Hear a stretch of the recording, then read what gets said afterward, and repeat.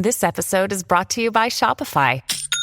Forget the frustration of picking commerce platforms when you switch your business to Shopify, the global commerce platform that supercharges your selling wherever you sell. With Shopify, you'll harness the same intuitive features, trusted apps, and powerful analytics used by the world's leading brands. Sign up today for your $1 per month trial period at shopify.com/tech, all lowercase. That's shopify.com/tech.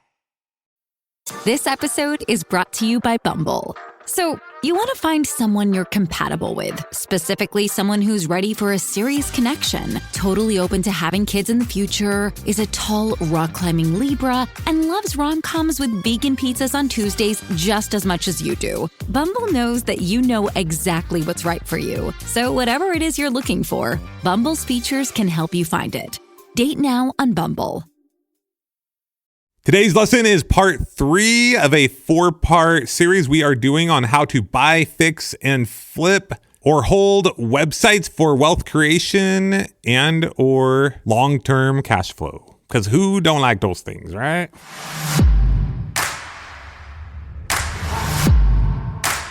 Hey, what's going on, my fellow future millionaires? Justin Williams here. As mentioned, this is part 3 of a 4-part series we are doing on buying, fixing, flipping, and or holding websites. We are on with the one and only Matt Raad, who's super rad.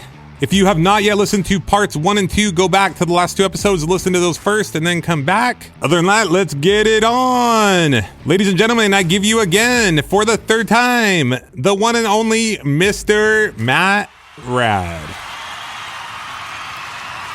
You're getting me all excited because that's how business is. It's like you get going, you kind of have a vision, you have a goal, you kind of know where you're going. And then you mentioned the testing, right? I call it HTP, hypothesis, test, pivot. And you keep adjusting based on the data, based on the information that you get back. If it's working, you do more of it. It doesn't working, you do less. But then you start to get to this point where it's like, okay, if you have a course or you have a thing, then you can buy websites based on the asset that you have that they don't have, or you can create that. So many different ways to go about it, right? Monetizing websites, just keep it simple first. It's really exciting to think about the courses and how much money you can make. There's lots of success stories around about that. But honestly, just learn, if you're new to this, just make sure you learn on a really simple little content site first that basically, so you're kind of confident with this idea of how the numbers work and convert to money in your bank account. So AdSense or affiliate offers are easy. And actually being an affiliate for Amazon is probably the easiest way to make money online as a beginner. So that's probably one of the biggest things we recommend people start. So that's how Annette with the caravan site, that's how she made that $1,000 a month pretty quickly from a site that she built from scratch, because she just signed up. It's free. You become an affiliate for Amazon. So instead of, you don't have to stock a warehouse full of 4-wheel drive equipment. You just be affiliate. Amazon make it so easy. They give you an affiliate link. Anything that anyone buys when they're on Amazon for 24 hours, they're cookied and you get a commission, normally 4 to 5%. Now, sometimes you can be making more money than the retailer, the guy that is stocking the warehouse, because you have zero risk. You think about it. You don't have to ship the product. You don't have to deal with the customer. Don't have to deal with returns. All you do is send traffic over to Amazon and you make money. You can do that with very small traffic websites. Is it possible to have Amazon on your website and your own course, or do you just want to focus on one? We do that all the time. And you can have that. That's what I was saying before. You can test AdSense next to Amazon affiliate links, not a problem. We had an example of one of our students. Her first site was a trampoline site. It's called trampolizing.com. Really cool. She just bought it for, I think it was $600 or something like that. But just a learner site. So she just reviewed trampolines, and she paid a writer to write those reviews. She had a top 5 trampolines that she would recommend, and it just sent people over to Amazon. And if they bought one of those trampolines, our trampoline's like $100, she might get 5%, maybe 10%, depends what the affiliate commissions are. But of course, if people buy much bigger products, you're making a lot more money. So it works really well when you've got products that you can recommend that are in the $500 to $1,000 range. So for instance, a really good niche is the exercise equipment niche, because typically exercise equipment is $1,000 plus for running machines and things like that.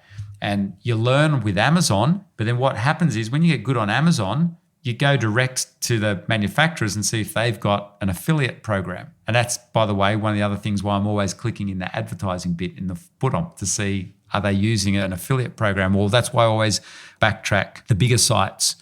Like if they're reviewing exercise equipment, where are they sending people? Are they sending them to Amazon or are they sending them direct to the manufacturer? If they send them direct to the manufacturer, I know straight away they've got an affiliate payout program that's probably anywhere from 10% to 15%, maybe 20%. So I can quadruple or triple what the original owner was making. You imagine you combine that with your skill to be able to drive more traffic to the website. That's why things can go exponential when you learn how this works. So the old owner's just sending people over to Amazon and getting 5%. If I can get a direct affiliate offer because I've now got more traffic, you've got to jump a few hoops to get the really good affiliate offers. But we've had sites where we've been paid out 40 to 50% affiliate commissions when most people are earning 5%. It's funny, here we are talking about online virtual world and people think you just set up these anonymous affiliate links. You know what really works the most, Justin? It's like me and you here chatting. People who get on with each other, people that like each other. Liz and I, we just got on really well with this particular affiliate manager. He realized he's an American guy and he loved us. And we just chatted about, and then he would give us insights. He could see we were, working really hard to do really well with these websites. And he gave us a few tips. And then we'd say, well, is that the maximum affiliate payout you can offer? And then once we proved ourselves and he trusted us and we trusted him, and we also proved ourselves by getting this site ranking really highly. They put our affiliate commissions up to 40%. And he said, there's only one other company on the planet, Matt, that gets that. So don't ask for more. And he said, it's a very well-known publicly listed company. And he said, you know exactly who it is. And I said, wow, you're kidding me? We're on the same rate as them. I said, thank you. It was just because we chatted to him over a year or two and we got on really well. But he could see we're good at it. But the point is, that's how things can go really big because most people just blanket think I'll be an Amazon affiliate and get 5%. We're getting 40%. Gosh, that has a massive impact on your net profit each month. Well, also depending on the thing you're selling. I mean, if you're selling an information or an educational product, I think you and I both know lots of affiliates who will pay anywhere from 25 to up to 50% of their product, right? On information products, yeah. The margins are infinite, right? That's right. So normally we're promoting physical products or services. We sell lots of leads. So leads in America are worth a lot of money. So you know how I said there's ad networks? There's actually affiliate networks. There's CJ.com, but there's also other really good ones in America. Like there's some spammy stuff in there, but there's a place called OfferVault. And I just love looking through there. It will list every single affiliate offer in America or like in all these different niches, like insurance leads, credit card leads, CBD oil's really big these days. We don't get into certain niches that we're not comfortable with. We don't do gambling or anything like that. And I don't think that particular network shows those, but there's affiliate commissions for everything you can think of. And particularly for American listeners, you guys are laughing, just watch your late night TV. When your kids can't sleep. I remember one of our friends, his baby couldn't sleep and he's in America. He said, Matt, it's awesome. He's like me. He goes, Matt, I just sit there watching late night TV with my little baby at 3 o'clock in the morning. I see all the ads come up advertising, the new eye creams and supplements. And he goes, I just go and build a website around that because I know they're putting millions of dollars into those late night ads and I make money. And that's how he literally got his best ideas off late night American TV. So we can't do that here in Australia. We can't watch your late night TV and see the real ads. So what you do is you find that anything that's being advertised on TV, they've got a big budget. So then you just quickly go into places like OfferVault and you see if they've got a matching offer with the same product. And then you either buy a website or set up a website that has traffic in that niche. So skincare is a huge affiliate niche. It's massive. Or supplements is massive. You can make a lot of money in those niches with really good affiliate offers. They pay out 20%, things like that. But coming back to you, information products, next level. That's 50%. And then the next level is you create your own course. But then, of course, you have, no pun intended, but you have to create your own course and then you're managing the product. So it just depends what kind of business you want to be in, where you want to focus. Like for us, someone with Millionaire University, our first goal, and these all kind of bleeds together, these concepts, right? You mentioned eyeballs or ear lobes, I guess we call it, like in this instance, right? The first goal is to build up a platform. We get a bunch of people listening to our show. We advertise through the CPM model, and then over time have people paying potentially more. But then over time, it's like once we're bringing in like a bunch of revenue, our number one goal is to maintain lifestyle freedom. Do what we want, when we want. In the past, when we first started, it's different. You got the kids you got to feed, you got bills you got to pay. I was out knocking doors every day in the heat of Bakersfield, California, 110 degrees. It did not matter. I had to figure out how to pay the bills. Maslow's hierarchy of needs, like had to eat, right? But now we're to this point where it's like, we're kind of comfortable, right? Like, I don't want to start a business that is going to make me work the 5 to 9, like you mentioned. But I like doing stuff. I love interviewing cool people like you. And it's like, let's build up our audience. Let's allow advertisers and people to pay for some of this traffic we have. We don't want to create our own course and programs yet, but over time, we want to do that. We invested a bunch of our own money at the beginning to build the platform. Now people are willing to pay to be on the platform. And then over time, eventually, once we have enough income coming in, to hire the infrastructure and create the infrastructure for people to manage the program, so that I used to be on with my programs. I was like 24/7, like, gotta answer all the questions. It's like, like, we don't want to do that this time around. And what you're doing, Justin, is actually, if you've got the luxury of building this over time, it's like insurance for your family's future and for whatever goal you may have down the track too. But you're building insurance. You think about it. You're building an asset now outside people, and we go, oh, you should be monetizing it. No. You're building an asset at your pace for the future for your family. And as it grows, like you said, you step in one layer of monetization. Obviously, the ultimate is if you can put a course that people pay for the knowledge, that's the ultimate way down the track. And that's what we love to teach to people. That's why this vehicle, buying online business, is such an awesome way to transition from full-time employment. Because see, in my old days when I used to buy and sell bricks and mortar businesses, and then we did it as a broker and we were involved in mergers and acquisitions, we'd help ultra high achievers, very high income earners get out of their corporate stressful roles. They'd have to spend millions of dollars to replace their incomes because they're trying to do it straight away. I remember always thinking, gee, these guys should be doing what Liz is doing, just building these websites in the background while she's raising the kids, building them up, low risk. You're building an asset and you can transition. And so now this is what we've turned our company eBusiness into. We cater for those people that are happy to transition into this so they can keep their full-time employment. They're not stressed about money. And then in the evenings, they can do exactly what you're doing. Just build this side hustle, because you can park it for 6 months if you get busy. That's a beautiful thing that people don't realize about websites. They're not passive, but they're semi-passive. And I think that's a really smart thing, is to build it out over time, these assets, and you can play with it. You can buy a few, renovate them at different rates, learn how it all works, and then move up the chain in terms of monetizing them as your skills grow. Once again, just thinking about my son, because literally almost every day that's who we're talking to. Because it's easy for us to like give him money, but it's like, okay, he's now on his own. Like, I don't know if you know, but he came on the first leg of the trip with us. And then after a few months, it was kind of him, but then also us agreeing. He turned 18 on the first leg of the trip.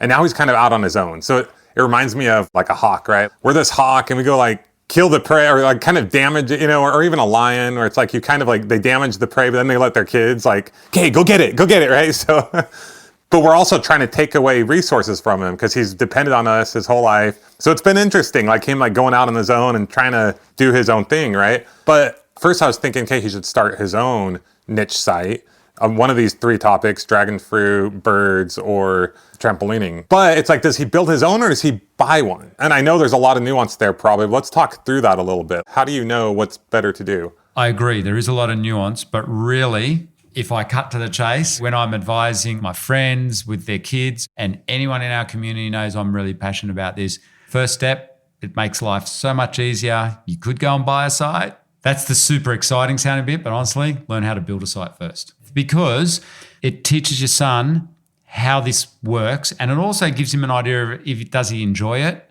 Now, you don't have to be a techie all your life. You outsource it later on.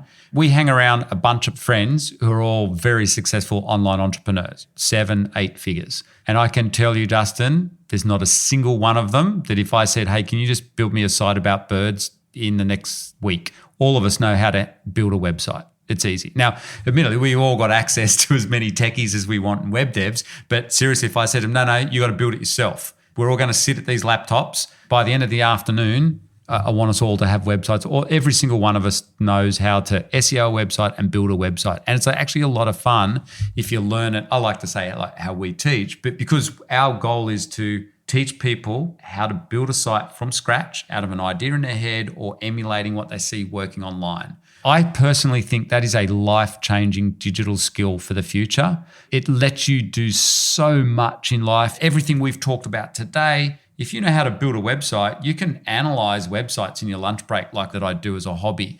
If you don't know how to build a website, you are flying very blind in the world of online businesses, in my opinion. I wouldn't hand it over to a web dev straight away. I would at least learn the basics of how to build a good site and how basic SEO works. After that, then you outsource it. It's cheap to outsource website builds these days. If there's one bit of advice I can give anyone listening to this and your son, first big step, learn how to build a website. It's a no-brainer because you'll also guaranteed when it comes to buying a website, you'll do far better due diligence if you know what goes into building a website. You will know the minutiae of what to look at. Whereas people that go on the flipper, like they hear me on a podcast or whatever, and they go, cool, I'm just going to jump on the flipper and buy the first website that I see. They're flying blind because they don't know what's gone into it. And also, you can miss the best bargains. We have so many clients that go on the flipper and they find these little starter sites and they go, Matt, this person spent 6 months building this thing. They've posted 50 articles and I got it for like a couple of $1,000. I know how much work's gone into building that because building sites when you're a beginner takes a long time. It might take you a week or so. So all of a sudden you can look at a starter site and go, oh man, that thing's easily worth $1,000 just in the time that it took that person to build it. Okay, real life example. I'm going to have my son listen to this, okay? Like this is going to be his step-by-step 101. It's super exciting to get on the flipper and buy a website, but he should just learn how to build a website first and just the basics of it. WordPress too. His 3 main passions are birds, dragon fruit, and then freestyle trampolining is what they call it. Once a year, he'll go to this like yearly competition and like the freestyle trampoline, but it's a very tight-knit community. These kids are super passionate. This is brilliant. So here's an interesting thing. And if your son is genuinely passionate about this and wants to go a bit beyond just setting up a standard passive website or semi-passive website, that's the sort of thing that I would tell him to go for the freestyle trampolining one, because he can go around and interview people. He can take real photos. He can become a voice in that niche. It's funny. The one thing I've learned about virtual businesses is the truly successful ones are the ones that do face-to-face stuff. It's kind of weird. You can be a bit of a mushroom in the dark at home in your Jimmy Jams, but if you can get out there and talk to other freestyle guys, you become a bit of a voice. I'd start a Facebook page with it or some social, obviously in that age group too. You need a social media presence, ideally a YouTube channel, but you want a blog so that then when you get a bit of a passionate following, you can start putting corporate sponsors on there. So like trampoline people or gyms or whatever, that's where you're going for it. But you just want to get a bit of a following. So the other reason that I'd get him to start in that particular niche is because chances are as a young guy, if he's into it, he's passionate about it. So I know as a coach, he's probably going to stick at that website for a bit of time. And also, as luck would have it, trampolining, we know you can make good money out of it as well as an affiliate. But if you've got a site that you're passionate about, even if you park it, at least you're going to just keep coming back to it over the 6 months. And that means you're going to learn how to do all this stuff. Doesn't matter if you don't make money, at least you're having fun building the site. So it's a fun site for him to build as well. That could be absolute gold. But you said he's interested in all 3 niches. But that one, I think if there's a community, these days communities are where it's at. Because of AI and the way the world is, as we all know, if there's a community there of nice people, I'm presuming in the trampolining space, they're probably really nice kids or young people. He can get around and do awesome interviews. You could build a really, really good website there. Dreaming of a better sleep? Tossing and turning is not your destiny. And Ollie is here to help. Ollie invites you to sink into sweet, sweet slumber to improve your mental and physical health and overall wellness. More than just melatonin, Ollie's ingredients help you unwind your mind for a delightfully dreamy drift off. Sleep is on the way at Ollie.com. That's OLLY.com. Shipping can make or break a sale, so optimize how you ship your orders with ShipStation. They make it easy to automate and manage orders no matter how big your business grows. And they might even be able to help reduce shipping and warehouse costs. So optimize and keep up your momentum for growth with ShipStation. Sign up for your free 60-day trial now at ShipStation.com and use the code POD. That's ShipStation.com with the code POD.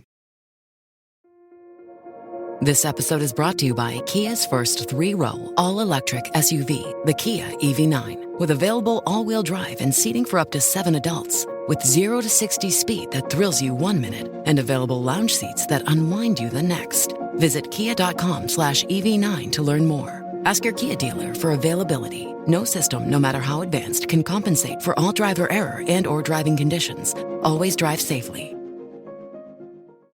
Well, and he's connected on Instagram. I mean, he posts videos almost every day. Oh, wow. He's halfway there, Justin. On like Instagram, he's posting videos. He has friends. This summer, he'll go to like a competition. So that's like the skateboarding niche. It's huge. Or golfing niche, any of those sorts of sports niches like that, or CrossFit and stuff, writing really good information on how to play the game better and stuff like that. And if he's into it, he doesn't have to even be the expert. He can go and video the top jumpers and show their technique.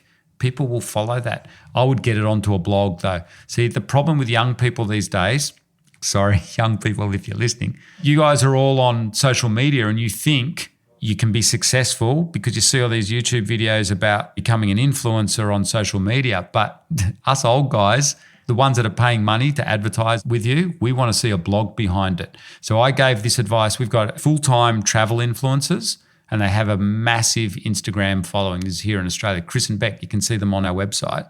They thought they were kicking big goals on Instagram. They're getting corporate sponsors. They're sending them around the world to, different places. And as long as they take beautiful photos, a really nice young couple. And so they're really good representatives for corporates. And I said to them, guys, where's your website? Why don't you have a website? Remember, your big corporate guys like Canon and all these hotel chains, Instagram can be taken off you in an instant. It's not your asset. And Instagram or Facebook or even any of those, they're instant. The post is gone. I said to them, you show me your top ranking Instagram post, pretend I'm the head business development manager from Canon cameras, and I want to sponsor you guys because you're a big influencer.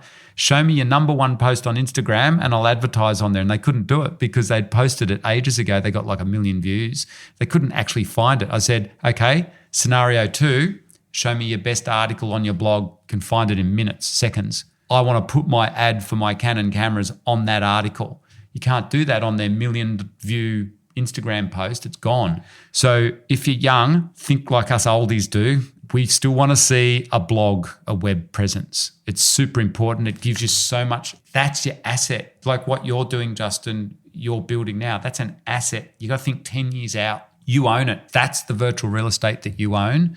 Social media is awesome, but it can be taken off you in an instant. You don't own the asset. Whereas WordPress or blog, you can build it up, you can trade it, you can sell it for 6 and 7 figures down the track. You can't sell your Instagram account for that. And you can put advertisers on there.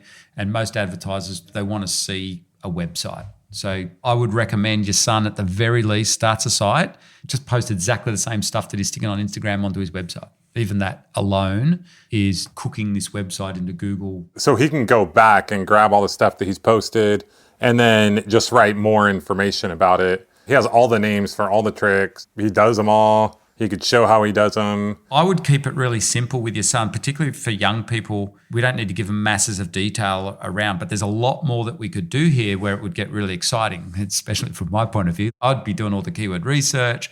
I'd be looking what's the volume on all the keywords of how to do a backflip, who's making money out of that, how are they doing it.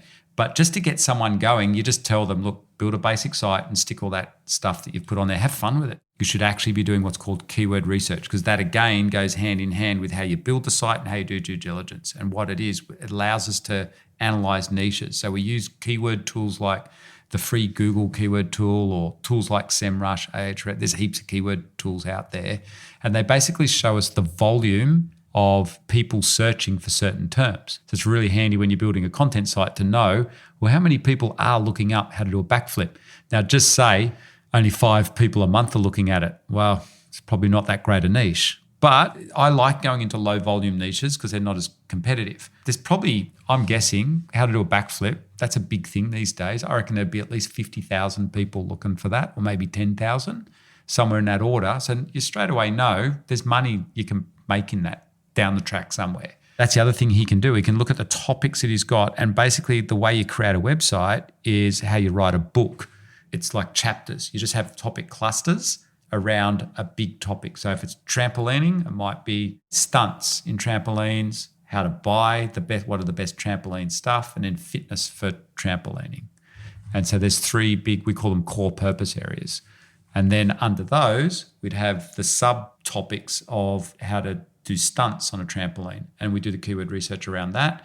And so anyone that's interested, so now you're building an authority site. This takes time. You build it out over time. But you've got it organized so that anyone coming in, if I'm interested in the how to do stunts bit, I'll go straight to all those and I can find what I want very quickly. Or if I'm interested in just say I want to buy a trampoline, well, I'm only going to go to that. And Google loves that. In essence, that's how we also, by the way, renovate a website, because most sites are very random. People don't put them together very well. So that's what we do in our reno. We tidy up the websites as soon as we buy them. You can do that in the first week that you own a website. So I keep hearing you mention WordPress. Do you recommend WordPress over some of these other website builders like Wix? I don't want to sound controversial. I've never seen them rank very well and they don't sell very well. And WordPress is the industry benchmark. You can build 7, 8, and 9-figure websites. So that's in the hundreds of millions on WordPress. Why don't these other sites rank very well? Because again, you don't own the platform as such. They don't seem to work very well SEO-wise, and Google loves WordPress sites because they are the industry standard. They are really good for SEO purposes, and you own the asset. There's 2 parts to a website. There's domain name, and then there's a platform that you build under it. Now, those Wix and Foursquare and all those guys in the GoDaddy sites, Google knows that they come from GoDaddy or Wix or whatever, and I don't know, it just doesn't seem to like them. I look at, I don't know, hundreds of websites a week, thousands and tens of thousands. I've never really noticed Wix ranking that well. And we see a lot of problems with local businesses that have built a free Wix site and it's never ranked. I've never seen them rank. I don't know why they don't. They just don't. So I just say, just stick with the industry benchmark, which is WordPress. WordPress is a lot more flexible as the site grows. So the problem with those platforms like Wix, once you get sophisticated or a bit more experience, there's a lot of stuff you can't do, and then you've got to pay for extra programming, which Google doesn't like, because Google can see the code in the site and it can slow it down. Whereas WordPress, you can build that out into a massive site. You can also use Joomla and other stuff, but WordPress is the easiest. It's click and drag. There's plugins. You can add in a course like an info product later on down the track. It's easy to put advertisers on there. If you're a big corporate advertiser, you would be pretty uncomfortable sticking your multi-million-dollar ad budget on a Wix site. So I have a bit of a confession to make. Our main thing has always been podcasting. I'm not techie. So Tara built the website. I'm not throwing her under the bus at all. But she did a lot of research and she's like, yeah, it seems like this is easier and better. I don't even know if we're on Wix or whatever. But in the back of my mind, I'm always like, I feel like we should be on WordPress. So my question for you is, it's been, a year since we started Millionaire University. Do we transfer everything over? Honestly, yes, I would. But I'm happy to have a chat to you and look at your site, actually. If it's on Wix, yes. And I hope no Wix people are listening to this, but I just haven't seen Wix rank. My whole life revolves around buying and selling websites. So you think of all the brokers I know, I've never heard of a broker selling a big 8-figure Wix site. So you own the WordPress site, you don't own the Wix site? For some reason, in my mind, I feel like we own it, but... You do own it, but it's tied in so much with Wix. To me, I guess I'm just so used to WordPress. You install a WordPress theme onto your hosting. And I think the other problem with Wix, it's hosted by Wix, which is a major problem because if they go bust, you lose it. Whereas WordPress, you always have the files. So no matter what happens, you can reload it. We move hosts all the time. That's what you do when you buy a website. Whereas if it's always hosted by the same company that builds the theme, that's a major problem. That's a big risk if you're building a big website down the track. You can build websites on the GoDaddy program, and they're actually really good. Liz she started saying, hey, Matt, for our clients, these GoDaddy sites, you can build pretty good websites here, like Wix, same sort of thing. But we realized, no, in all consciousness, we shouldn't be recommending this because we're teaching people to build assets for the future. That site at the end of the day is controlled by GoDaddy. If GoDaddy go out of business, unlikely, but we want freedom. We want separate websites that you can build into something big. And to your point, if that is a concern for any potential buyers, then you could have an issue. That's a major problem for any buyer that is buying a website through a broker. They're expecting WordPress. They're uncomfortable buying Wix or GoDaddy sites or Square or whatever.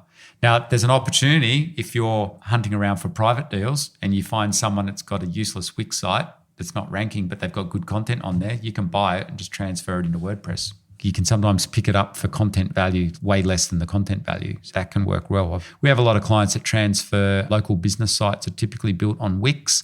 They never rank. So our guys rebuild them for their clients on WordPress. and they get them ranking very quickly. I mean, our main thing is our podcast. We've invested hundreds of thousands of dollars into growing our podcast listenership. But it's like at the same time, you want to be building up these assets simultaneously, right? Like maybe the podcast is what we lead with. That's where we're getting the traction. But why not get extra eyeballs on the website, as many as we can? It's kind of like a, but at the same time, hey, sometimes you do whatever it takes to get going and then you adjust and go from there. I don't have anything to do with Wix, but I've just heard it through my clients. They've said, Matt, when you're trying to add in extra complexity to Wix sites, you very quickly work out, oh, they're not free. It's like $500 for simple changes and things, or putting in more complex plugins and things. Now, I'm not an expert on that, but that's the other thing to be aware of. As your site grows, you might be up for a lot more than what you first thought was a cost-effective thing. Whereas WordPress, everything's cheap these days. You can buy plugins for like $50 that do full-on e-commerce stuff. They're amazing.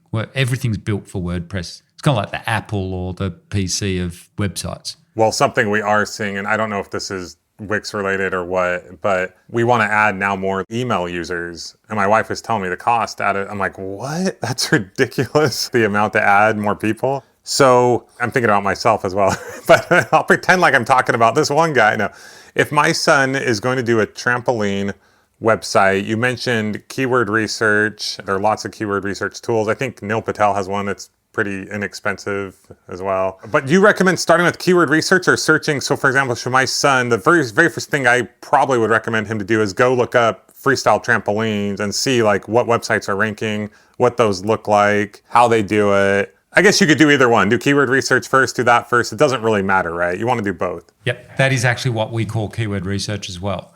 And then you do it hand in hand with looking at the numbers. And you can use a free tool. You just use Google Trends to see if it's trending. It doesn't have to be trending though. That market won't be trending, I don't think. It might have come up a bit over the years, but Google Trends is just Google it. If you're listening to this, it's a really cool tool. So it's good to see breakout searches and things like that on Google Trends. But yeah, keyword research is the big first step. And then you put together the website. You get a keyword bank, so typically 500 to 1,000 words. That basically lets you plan out a website for the next 12 months. So then you can decide if you want to do it or not. So then basically do a topic on each one of those things. I've heard some people say, if someone says the 10 coolest tricks on freestyle trampoline, like your goal is to do like 11. Your goal is to just make it a little better. Yes, generally, but it's not always quite that simple. There's more factors. You just want to get going with it first. But yes, you can definitely do that. It's also going to come down to these personal relationships with, the top trampoliners. I'll put money on it. That's what makes it the most successful. It's the offline networking that you do. It doesn't matter what niche you're in. All the top guys, they'll all know each other and they will look out for each other all. There's an amazing niche called golf. It's still a multi-million-dollar niche. When we first started, we've owned 2 golf sites over the years, and I don't play. My wife plays. She's only started recently after we sold the site. That's the irony of it, damn it. I can't believe we sold the site.